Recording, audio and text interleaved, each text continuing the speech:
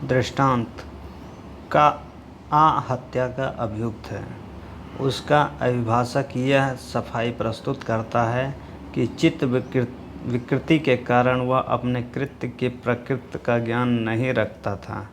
ऐसे मामले में भारतीय साक्ष्य अधिनियम की धारा 105 के उपबंध के अनुसार चित्त विकृत को यह साबित करने का भार आप पर होगा और न्यायालय चित्त विकृत की स्थिति के अभाव की उपधारणा करेगा।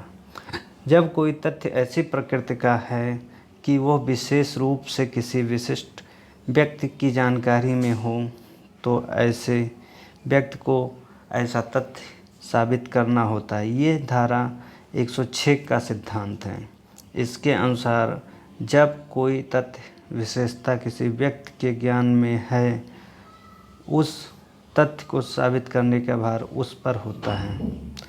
धारा 107 में उत्तरजीवित की उपधारणा या मृत्यु साबित करने का भार के बारे में उपबंध किया गया है।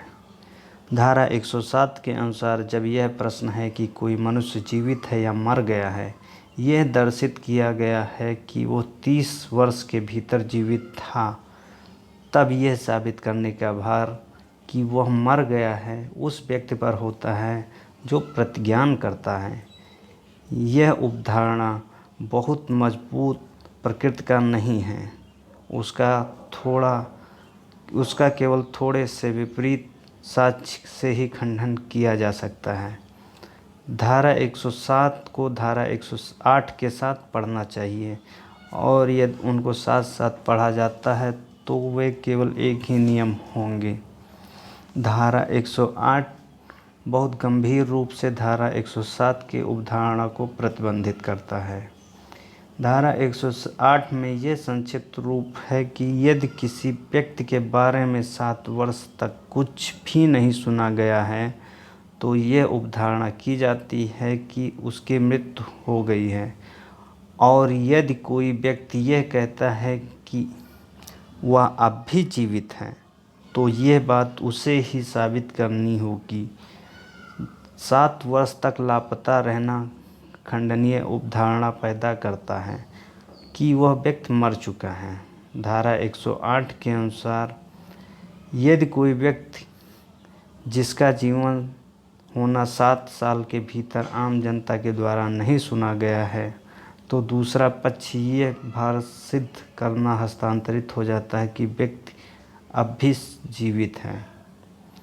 धारा 109 भागीदारों, भूस्वामियों, अभिधारी, मालिक और अभिकर्ता के मामले में सबूत का भार प्रकट करता है। धारा 109 के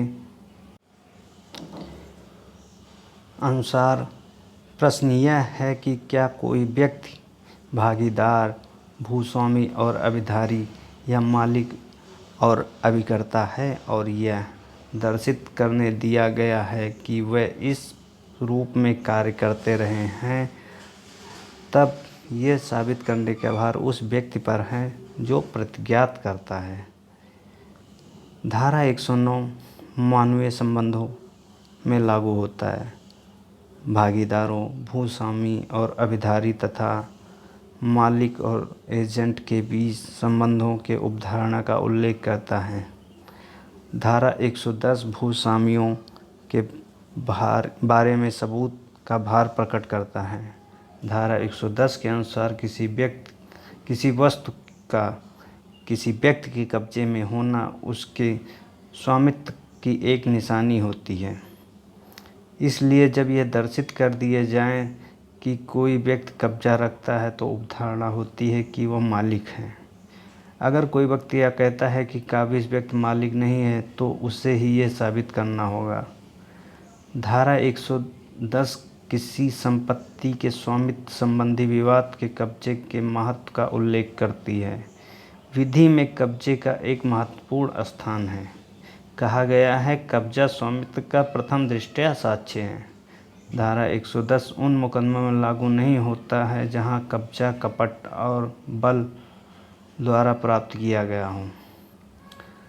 धारा 111 के अनुसार पुत्र द्वारा जो हाल ही में प्राप्त व्यय हुआ है, पिता को किए गए किसी विक्रय के सद्भाव पुत्र द्वारा लाए गए वाद में प्रश्नगत है। समव्यवहार के सद्भाव को साबित करने का भार पिता पर है। धारा 111 के आधार पर इक्विटी का सिद्धांत है। धारा 112 के अंतर्गत विवाहित स्थिति के दौरान जन्म धर्मतज्ञ का निश्चायक सबूत है। धारा 112 किसी बच्चे के धर्मजत्व के बारे में एक निश्चायक उपधारणा प्रस्तुत करती है। इस संबंध का प्रभाव यह है कि विवाहित माँ बाप के बच्चे जो पैदा होते हैं उसे उन्हीं का धर्मज बच्चा माना जाता है।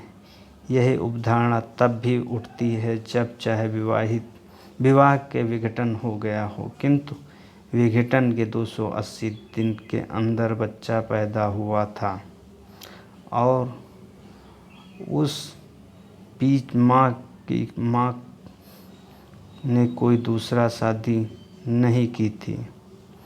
धारा 112 ये कहा गया है कि वैवाहिक स्थिति के दौरान जन्म होना धर्मजत्व का निश्चायक सबूत है, किंतु उपधारणा निम्न शर्तों के अधीन है।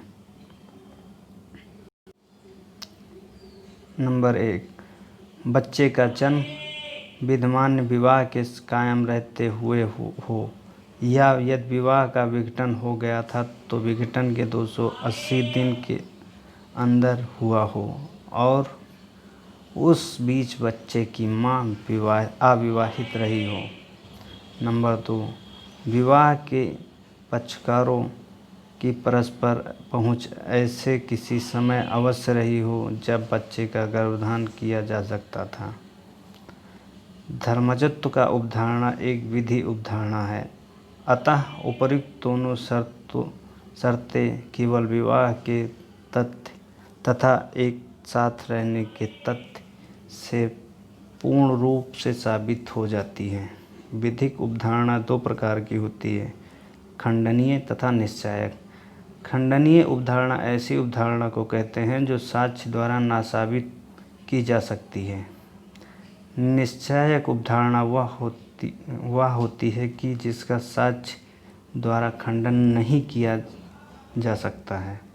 भारतीय साक्ष्य अधिनियम की धारा 112 धर्मजत्व की उपधारणा से संबंधित है।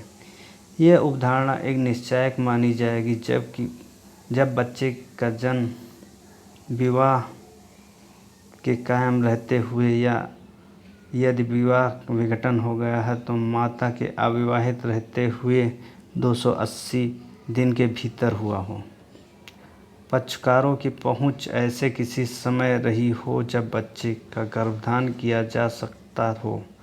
वस्तुतः विधि एक सामान्य अवधारणा है कि लोकहित सर्वोपरि है। धर्मजत्व की उपधारणा जो धारा 112 में निहित है ऐसी लोकनीति पर आधारित है जो यह अपेक्षा करती है कि वो विवाह के बंधन में पैदा होने वाले प्रत्येक बच्चे के धर्मज माना जाएगा, क्योंकि विधि यह नहीं चाहती किसी बालक के धर्मजत्व के बारे में कोई अनिश्चितता और संदेह पैदा हो। आत्महत्या के बारे में उपधारणा धारा 113 का में वर्णित किया गया है। ये दंड विधि अधिनियम 1983 द्वारा भारतीय साक्ष्य अधिनियम की एक नई धारा 113 का के रूप में जोड़ी गई। धारा 113 का के अनुसार जब यह प्रश्न है कि किसी स्त्री द्वारा आत्महत्या करने का उसके पति या पति के किसी नातेदार द्वारा दुष्प्रेरित किया गया है और यह दर्शित किया गया है कि उसने अपने विवाह की तारीख से 7 वर्ष के भीतर आत्महत्या की थी और यह उसके पति या उसके पति के ऐसे नातेदार उसके प्रति की क्रूरता की थी, तो न्यायालय ऐसे सभी अन्य मामलों में ऐसी परिस्थितियों को ध्यान रखते हुए यह उपधारण कर सकेगा कि ऐसी आत्महत्या उसके पति या उसके नातेदार द्वारा दुष्प्रेरित की गई थी। धारा 113 खा दहेज मृत्यु के बारे में उपधारणा। दांडिक विधि संशोधन अधिनियम 1986 द्वारा भारतीय साक्ष्य अधिनियम में एक नई धारा 113 खा के रूप में जोड़ी गई। धारा 113 खा के अनुसार जब यह प्रश्न है कि किसी व्यक्ति ने स्त्री के दहेज मृत्यु की है और यह दर्शित किया जाता है कि मृत्यु से ठीक पहले उसे उस व्यक्ति द्वारा दहेज की मांग के संबंध में परेशान किया गया था अथवा उसके साथ निर्दयतापूर्वक व्यवहार किया गया था, न्यायालय यह उपधारणा करेगा कि ऐसे व्यक्तियों ने दहेज मृत्यु कारित की है। गुरबचन सिंह बनाम सतपाल सिंह AIR 1990 SC 209 में उच्चतम न्यायालय द्वारा अभिनिर्धारित किया गया है कि विवाहित स्त्री द्वारा आत्महत्या की उत्प्रेरणा के विषय में उपधारणा का उपबंध प्रक्रियात्मक है, इसलिए भूतललक्षी प्रभाव रखता है। अर्थात धारा 113 का ऐसे केसों में लागू होता है जहां अपराध धारा जोड़े जाने के पहले किया गया था। धारा 114 का बलात्संग के कतिपय अभियोजन में सम्मति के न होने की उपधारणा। दांडिक संशोधन अधिनियम 1983 द्वारा भारतीय साक्ष्य अधिनियम में एक नई धारा 114 का के रूप में जोड़ी गई। इसमें 2013 में संशोधन किया गया जो इस प्रकार है। भारतीय दंड संहिता की धारा 376 की उपधारा 2 के खंड का, खंड खा, खंड गा, खंड घा, खंड अड़ा, खंड चा, खंड छा से लेकर खंड ठा तक के अधीन बलात्संग के किसी अभियोजन में जहां अभियुक्त द्वारा मैथुन किया जाना साबित हो जाता है और यह प्रश्न है कि क्या उस स्त्री की जिसके बारे में यह अवकथित किया गया है कि उसके साथ बलात्संग किया गया है सम्मत के बिना किया गया और ऐसी स्त्री अपने साक्ष्य में न्यायालय के समक्ष ये कथन करती है कि उसने सम्मत नहीं दी, वहाँ न्यायालय यह उपधारणा करेगा कि उसने सम्मत नहीं दी थी।